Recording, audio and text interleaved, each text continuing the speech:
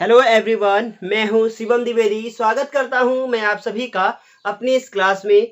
आज की इस क्लास में हम आपको क्षारक के बारे में पूरी जानकारी देंगे। पिछली क्लास में आपने पढ़ा कि अम्ल किसे कहते हैं, उसके भौतिक गुण, रासायनिक गुण और उपयोगों के बारे में जानकारी प्राप्त की। आज की क्लास में हम आपको क्षारक की परिभाषा, क्षारक के प्रकार, उसके भौतिक गुण, उसके रासायनिक गुण और साथ ही साथ उसके उपयोगों को बताने वाले हैं। इसलिए यदि अभी आपने चैनल को लाइक या सब्सक्राइब नहीं किया है तो जल्दी से लाइक का बटन दबा दीजिए और जुड़े रहिए हमारे साथ। शुरुआत करते हैं हम क्षारक के साथ।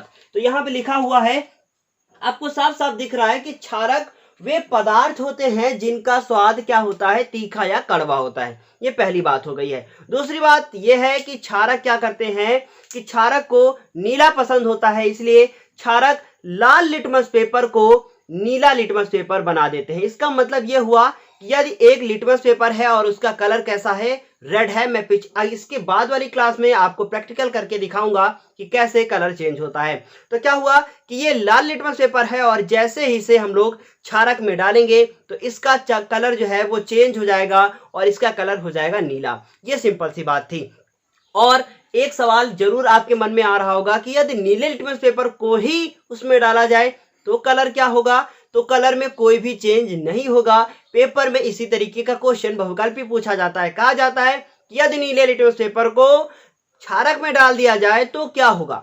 बच्चे तुरंत देखते हैं कि सर ने बताया था लाल को नीला, नीले को लाल, तो तुरंत वो टिक कर देते हैं कि नीले को चेंज करेंगे, लाल में हो जाएगा। बस वहीं से गलती होती है। याद रखिएगा, नीले को डालेंगे तो नो चेंज, लेकिन यदि लाल को डाल देंगे तो चेंज हो जाएगा। और कैसा कलर आ जाएगा? वो कलर आ जाएगा नीला कलर। ये सब हम आपको पढ़ाएंगे सूचक में। अभी हम बात करते हैं इसकी परिभाषा के बारे में। जैसा कि आप लोग जानते हैं, यहाँ पे लिखा गया है कि क्षारक का जो स्वाद है वो तीखा होता है या कड़वा होता है। दूसरी बात मैंने बताई कि क्षारक को नीला पसंद है, इसलिए वो लाल लिटमस पेपर को नीला कर देता है। और तीसरी और इंपॉर्टेंट बात, बहुत इंपॉर्टेंट बात है कि क्षारक जो होते हैं वो जलीय विलयन में OH- आयन देते हैं। ये सबसे इंपॉर्टेंट बात है कि जब भी पेपर में पूछा जाएगा कि क्षारक की आधुनिक परिभाषा लिखिए या फिर अम्ल और क्षारक की आधुनिक परिभाषा लिखिए, तो आपको यही लिखना है कि क्षारक वे पदार्थ होते हैं जो जलीय विलयन में OH- आयन देते हैं। इस तरीके से ये तीन बातें मैंने आपको यहाँ पे बताई। अब यदि हम बात करें इसके उदाहरण के बारे में, तो उदाहरण में आपने देखा कि साबुन लिख रखा है मैंने। तो साबुन क्या होते हैं? तो पहली बात कि जितने भी साबुन है वो साबुन क्या होते हैं? दो प्रकार के होते हैं। एक होता है मृदु साबुन, एक होता है कठोर साबुन। ये सब आप पढ़ेंगे आने वाले वीडियोस में। तो अभी हम सिर्फ इसकी ये बात करें कि साबुन को क्षारक क्यों कहा गया, क्योंकि साबुन जो होता है वो चिकना होता है और क्षारक की जो मेन विशेषता होती है कि वो चिकने होते हैं। इसलिए ये क्या हुआ कि साबुन जो होता है एक उदाहरण है। किसका उदाहरण है? क्षारक का उदाहरण है। भाई मिर्च मत कह दीजिएगा कोई कि मिर्च एक उदाहरण है क्षारक का। तो अब दूसरा है KOH और NaOH। अब इनको कैसे समझा जाए? तो आप देख रहे हैं कि KOH लिखा है। यदि इसको हम लोग इसका जलीय विलयन बनाएं तो क्या होगा? K+1 टूटेगा और OH-1 टूटेगा। क्या पता चलता है इससे? इससे ये पता चलता है कि इसने OH- आयन दिया है, इस वजह से ये क्या है? ये एक क्षार है। इसी प्रकार Na+1 टूटेगा और OH-1 टूटेगा। ये सब हम कहां से बोल रहे हैं? मैंने आपको आयन वाली क्लास पढ़ाई है। यदि आपने वो नहीं देखी है तो सबसे पहले वो क्लास को जरूर देखें। तो क्या हुआ कि ये हमने एक उदाहरण बता दिया कि साबुन हो गया, KOH हो गया, NaOH हो गया, बहुत सारे हो सकते हैं जिसमें कि लास्ट में OH हो। इस तरीके से एक बात और मैंने बताई है, नोट के तौर पे लिखा है कि जो क्षारक जल में घुल जाते हैं उन्हें क्षार कहते हैं। कभी कभी पेपर में पूछ लिया जाता है बहुविकल्पी क्वेश्चन कि जो क्षारक जल में घुल जाते हैं उन्हें क्या कहा जाता है। तो याद रखिएगा, जल में घुलेंगे तो उनका का जो पीछे का है ना वो का निकल जाएगा, तो क्या बन जाएंगे? क्षार बन जाएंगे। सिंपल सी बात है। तो क्या हुआ कि जो क्षारक जल में घुलते हैं उन्हें हम लोग क्षार कहते हैं। बस इतनी सी बात थी और डिफिनेशन यहाँ पे क्लियर हो जाती है। डिफिनेशन के बाद अब हम बात करें क्षारक के प्रकार की। तो क्षारक कितने प्रकार के होते हैं? दो प्रकार के होते हैं। पहला होता है प्रबल क्षारक और एक दूसरा है उसे कहेंगे दुर्बल क्षारक। बहुत सिंपल सी बात थी। प्रबल क्षारक वे क्षारक होते हैं जो जल में क्या होते हैं? पूरी तरीके से घुल जाते हैं। इसका मतलब ये क्या हुआ कि प्रबल हैं इसीलिए घुल रहे हैं, दुर्बल होते तो वो घुल ना पाते। अब बताइए, यदि आप प्रबल हैं तो आप किसी के साथ भी घुल मिल जाएंगे, लेकिन यदि आप दुर्बल हैं तो आपको संकोच करना पड़ेगा कि हम कैसे घुलें। और याद रखिएगा, प्रबल क्षारक क्या होते हैं, जल में पूर्णतया घुल जाते हैं, और दुर्बल क्षारक जल में पूर्णतया नहीं घुलते हैं। तो उदाहरण में अगर हम देखें तो प्रबल क्षारक, सिर्फ आपको जो मैंने उदाहरण दे रखा है बस वही याद करना है। क्या याद रखना है कि KOH, NaOH और O कैपिटल ही बनाइएगा, और एक और बताया है BaOH का होल ट्वाइस। ये 3 उदाहरण ही आपको याद रखने हैं। पेपर में कभी कभी क्या होता है कि 4-5 क्षारक दे देते हैं, बहुत ध्यान से सुनिएगा मेरी बात को, 4-5 क्षारक दे देते हैं और पूछते हैं कि इनमें से कौन सा क्षारक दुर्बल है और कौन सा क्षारक प्रबल है। वहां पे समस्या होती है। इस वजह से ध्यान रखिएगा कि ये प्रबल क्षारक है। और दुर्बल क्षारक की यदि हम बात करें तो मैंने सिर्फ आपको 2 उदाहरण दिए हैं। दिया है AlOH का होल थ्राइस, और उसके बाद एक और दिया है NH4OH। नाम यदि हम आपको बता दें तो potassium hydroxide, sodium hydroxide, barium hydroxide, aluminium hydroxide, ammonium hydroxide, सबके नाम मैंने आपको बता दिए हैं। इस तरीके से सिंपल सी बात थी कि क्षारक क्या होते हैं, कि क्षारक होते हैं वे होते हैं जिनका स्वाद कड़वा या तीखा होता है। उनको नीला पसंद होता है, इसलिए वो लाल लिटमस पेपर को नीला कर देते हैं, दूसरी बात थी। और तीसरी बात ये थी कि OH- आयन देते हैं। देखिए पॉइंट में याद रखिएगा, बुलेट पॉइंट रटने की कोशिश मत कीजिएगा। क्या होता है कि बस आपसे कोई पूछे क्षारक क्या होते हैं तो सिंपल सा तीखा कड़वा OH- आयन देते हैं, और उनको नीला पसंद होता है, बस इतना याद रखिएगा, उनको नीला पसंद होता है तो वो लाल को नीला कर ही देंगे। और उसके बाद इसके प्रकार के बारे में बात करें।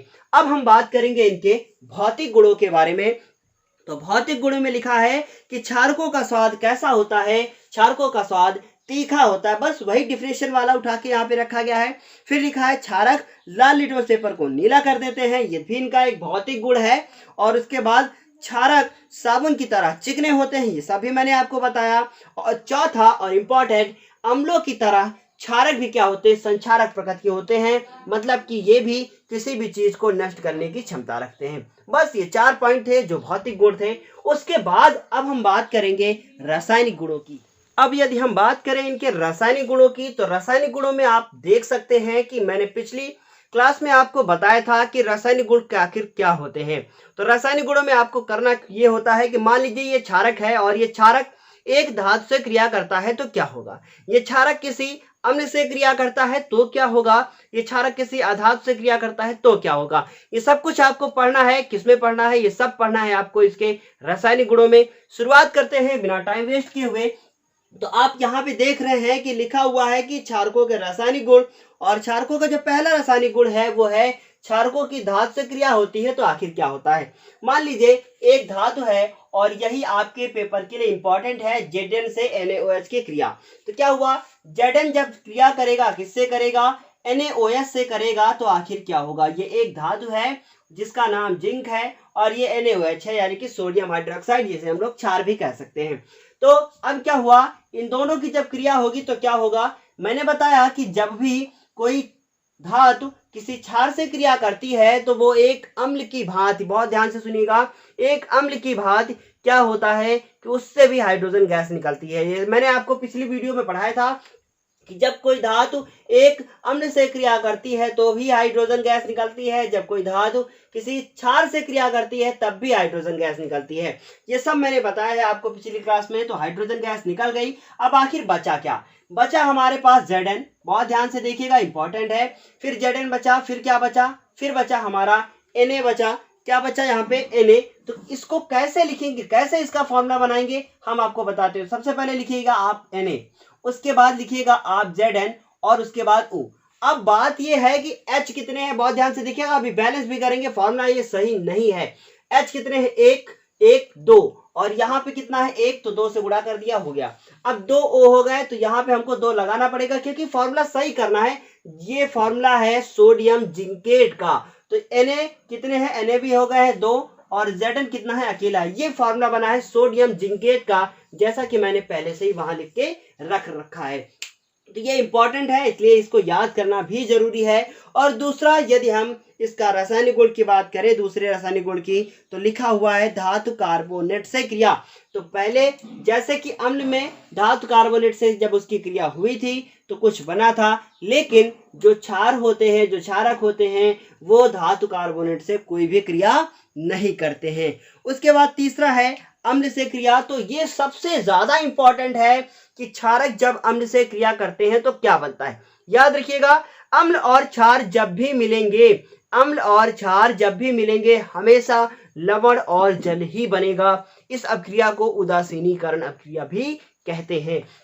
तो क्या हुआ, कोई भी एक अम्ल ले लीजिए, मान लीजिए हमने ले लिया है HCl और इसकी किसी क्षार से क्रिया करा दीजिए। तो क्षार हमने ले लिया है NaOH, इन दोनों की क्रिया होगी तो H जब इसके साथ मिलेगा तो H2O बनाएगा, और उसके बाद NaCl के साथ मिलेगा तो NaCl बनाएगा। क्या बन गया, इसे हम लोग लवण कहेंगे, और ये हो गया है जल, और ये हो गया अम्ल, और ये हो गया क्षार। सब कुछ मैंने वहां पे लिख रखा है। सिंपल सी बात है कि जब कोई अम्ल किसी क्षार से क्रिया करेगा तो लवण और जल बनाएगा। इसका formula sodium chloride, sodium hydroxide, hydro, और ये क्या है, ये है हाइड्रोक्लोरिक एसिड, और ये है हमारा जल। इसी प्रकार एक उदाहरण और दे रखा है हमने, एक दूसरा अम्ल ले लिया है जिसका नाम है सल्फ्यूरिक अम्ल, हाइड्रोजन सल्फेट, और ये है H2SO4। इसकी क्रिया किससे हुई है, इसकी क्रिया हुई है NaOH से। अब क्या हुआ, बहुत ध्यान से इसको देखिएगा, ये वाला OH, इसका OH आयन और इसका हाइड्रोजन आयन दोनों मिला के पानी बनाएंगे, लेकिन हाइड्रोजन यहाँ पे कितना है 2 और यहाँ पे है 1, तो हमको इससे गुणा करना पड़ेगा ताकि संख्या कैसी हो जाए, सम हो जाए। तो 4 हो गए हैं मिला के हाइड्रोजन। जब भी 4 हो गए तो इसका मतलब जितने भी हाइड्रोजन होते हैं, बहुत ध्यान से सुनिएगा, 2 हाइड्रोजन तो 1 पानी, 4 हाइड्रोजन 2 पानी, तो पानी कितने बनेंगे, 2 बनेंगे।